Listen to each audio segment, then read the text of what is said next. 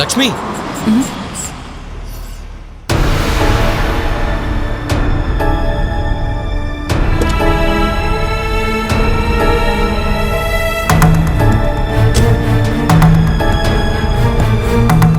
సిద్ధుబాబు. లక్ష్మి ఏమన్నా తెలిసిందా? ఏం తెలియలేదు. సాగర్ ఉండే ప్లేస్ ఏంటి, అతని ఫ్రెండ్స్ ఎవరు, వాళ్ళు రెగ్యులర్ గా ఎక్కడెక్కడ కలుసుకుంటారు, ఏ చిన్న క్లూ దొరికినా మన గంగని వెంటనే కనిపెట్టొచ్చు.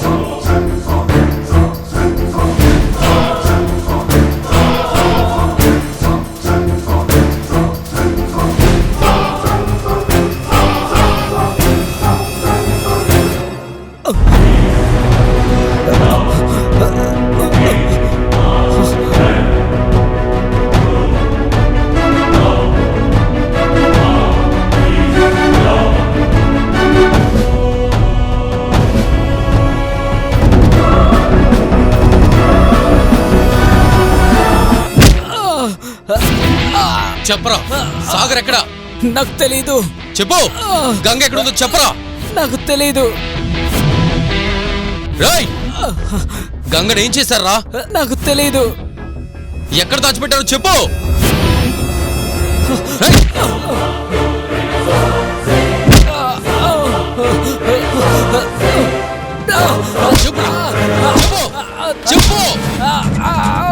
చెప్పురా. చెప్తాను. కాసేపట్లో సాగర్ తనని పెళ్లి చేసుకోబోతున్నాడు. వెళ్ళెక్కడా? చెప్తాను. వెళ్ళెక్కడ చెప్పు. చెప్తాను.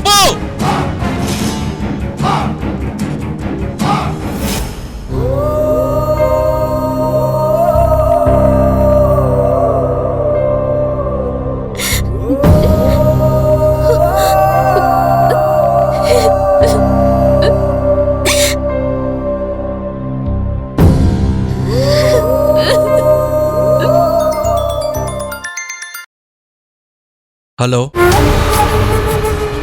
సాగర్, గంగకి నీకు పెళ్ళైపోయిందా? లేదు, ఇంకా అరగంట టైం ఉంది. 6:45కి ముహూర్తం.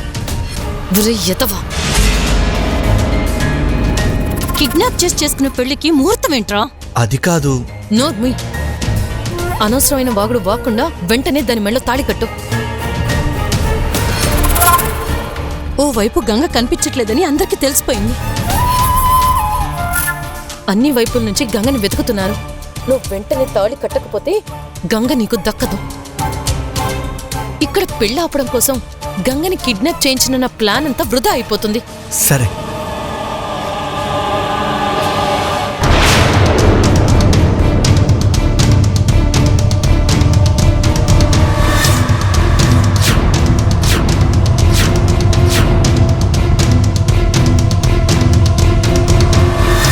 మావయ్య గారు మీరిలా పెళ్లి పనులన్నీ జరుగుతున్నాయా? గంగ ఎక్కడా? గంగని ఏం చేశావో చెప్పు. అది మావయ్య గారు చెప్పు.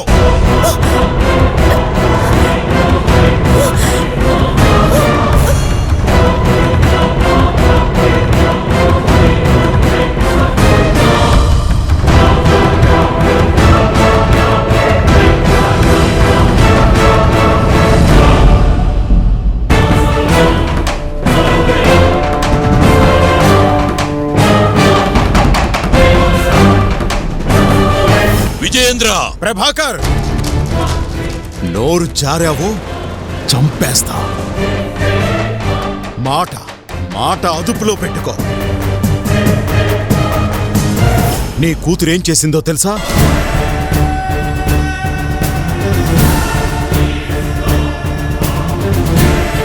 నాకు కాబోయే కోడల్ని కిడ్నాప్ చేయించింది.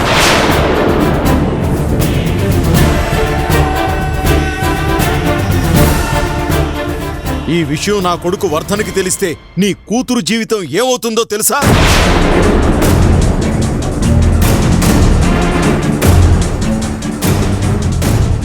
చెప్పు, గంగ ఎక్కడుందో చెప్పు. గంగ ఎక్కడుందో చెప్పు. మామయ్య అది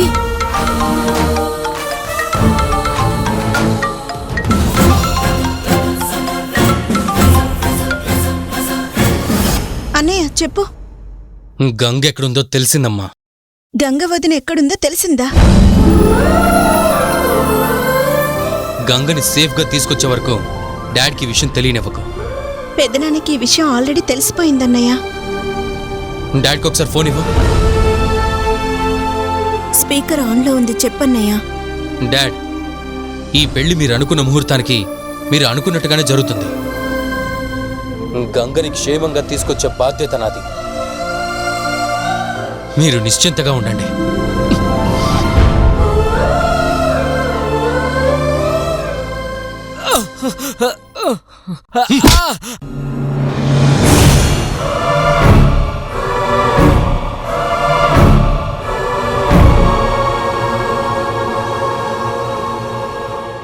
నన్ను క్షమించండి మావయ్య గారు, తెలియక చేశాను.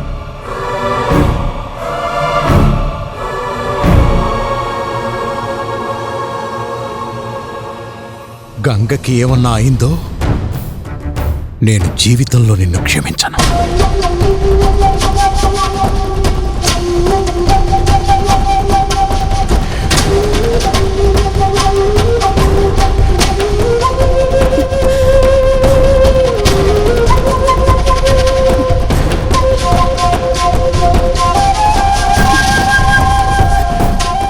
అక్క,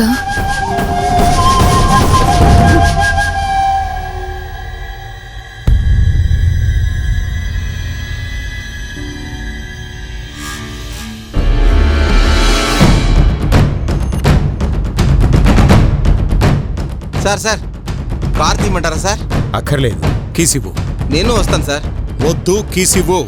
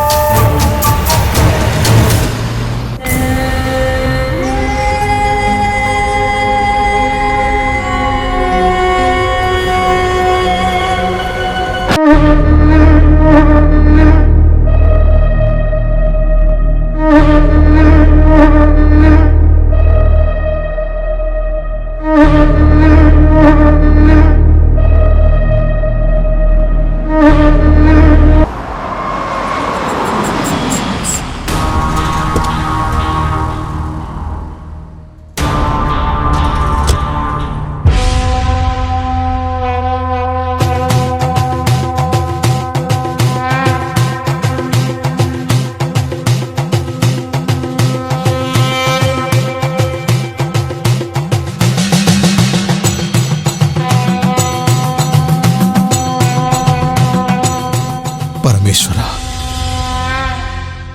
గంగని కాపాడు. గంగని తీసుకురావడానికి నా కొడుకు సిద్ధార్థ వెళ్ళాడు. అతనికి సహాయపడు. నా వల్ల చనిపోయిన శేఖర్ కూతురే గంగా అనే నిజం నిన్న రాత్రే తెలిసింది.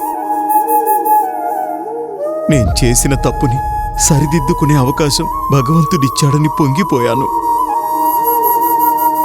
జీవితంలో ఎన్నడూ పొందలేనంత ఆనందాన్ని ఆ క్షణమే ఇచ్చి ఇంతలోనే ఇలా చేశావు. కపిల మహర్షి శాపానికి భస్మమైపోయిన సగర కుమారులకు ముక్తినివ్వడానికి దివి నుండి భువికి ఆ గంగ వచ్చినట్లు నేను తెలియక చేసిన పాపాన్ని కడిగేయడానికి ఈ గంగ నా ఇంటికి వస్తుందనుకున్నాను. 20 ఏళ్లుగా నేను అనుభవిస్తున్న బాధకు ఉపశమనం లభించిందనుకున్నాను. అనుగ్రహించావు, ఆటలాడుతున్నావు, కరుణించావు, కన్నీళ్లు పెట్టిస్తున్నావు.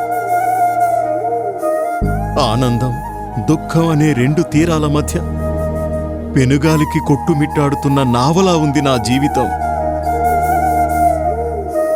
ఏ దరికి చేరుస్తావో, ఎలా కనికరిస్తావో నీదే భారం. నిన్నే నమ్ముకున్నాను, కరుణించు. సిద్ధుకి సహాయపడు, గంగని ఇంటికి చేర్చు, ఇంటికి చేర్చు.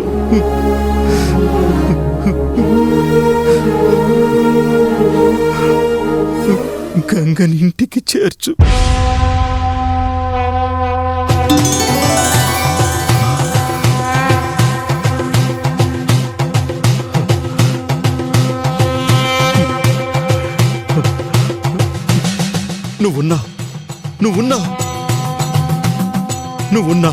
నువ్వున్నావన్న నమ్మకంతోనే గంగింటికి వెళ్తున్నాను. వాళ్లకు అండగా నిలబడాల్సిన బాధ్యత నాది. నువ్వున్నావు.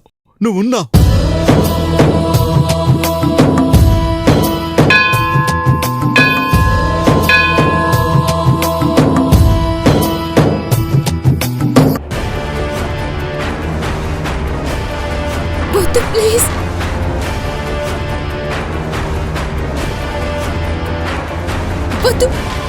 వద్దు ప్లీజ్. మంచి ముహూర్తంలో తాళి కడదామనుకున్నాను. అందుకు కూడా టైం నాకు అనుకూలించట్లేదు గంగా. ఇది మన ఇద్దరిని ఎప్పుడు కలిపే ఉంచుతుంది. ఇక మనకి ముహూర్తంతో పనే లేదు.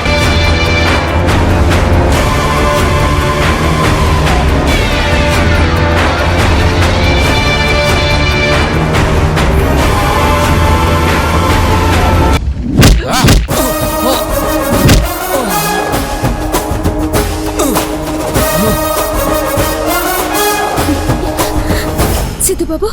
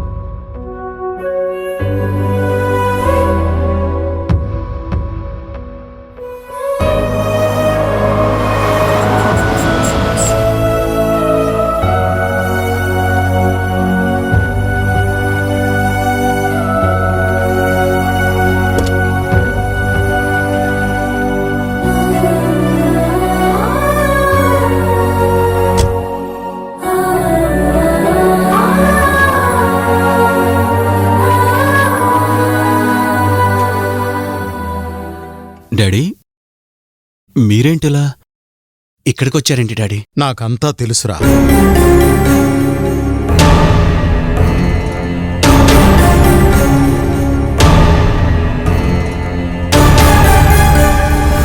గంగ గంగకేం కాదమ్మా.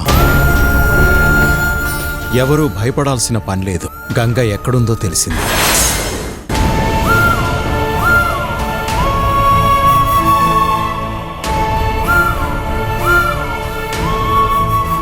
గంగను క్షేమంగా తీసుకురావడానికి సిద్ధు వెళ్ళాడు.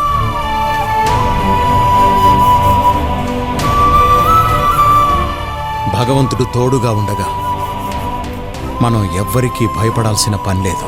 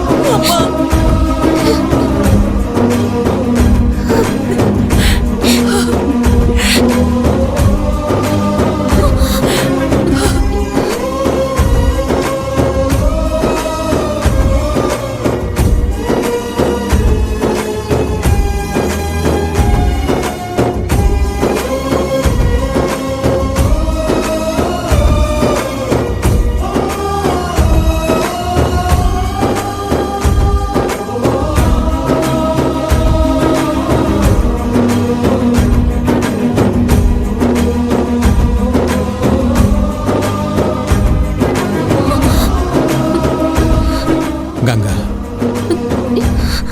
ఇది బాధపడాల్సిన సమయం కాదమ్మా. ఈ రోజుతో నీకున్న కీడంతా తొలగిపోయింది. ఇక నీకంతా శుభమే. అమ్మాయిని లోపలికి తీసుకెళ్ళమ్మా. అలాగేనండి. రామ్మా.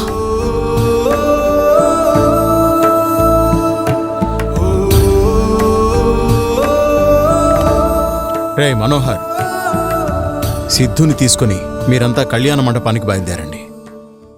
నేను తర్వాత వస్తాను. సరేరా.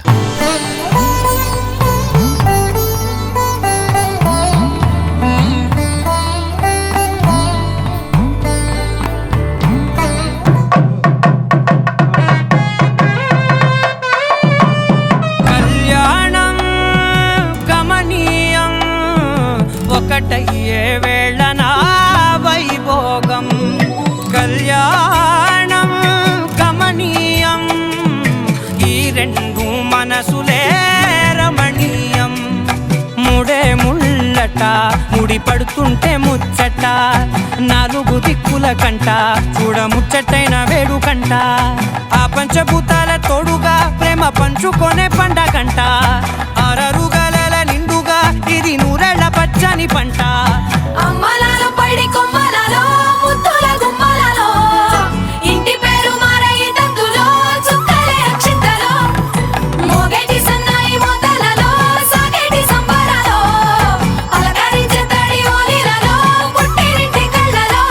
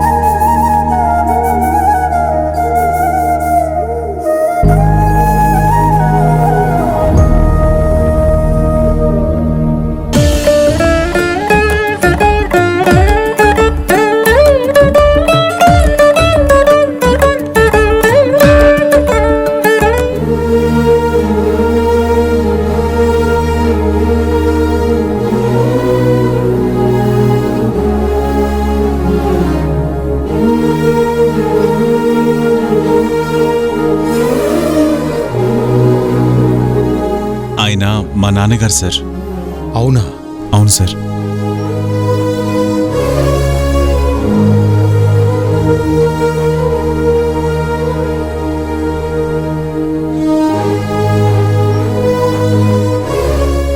అమ్మా, పెళ్లి కుమార్తెను తీసుకురండి.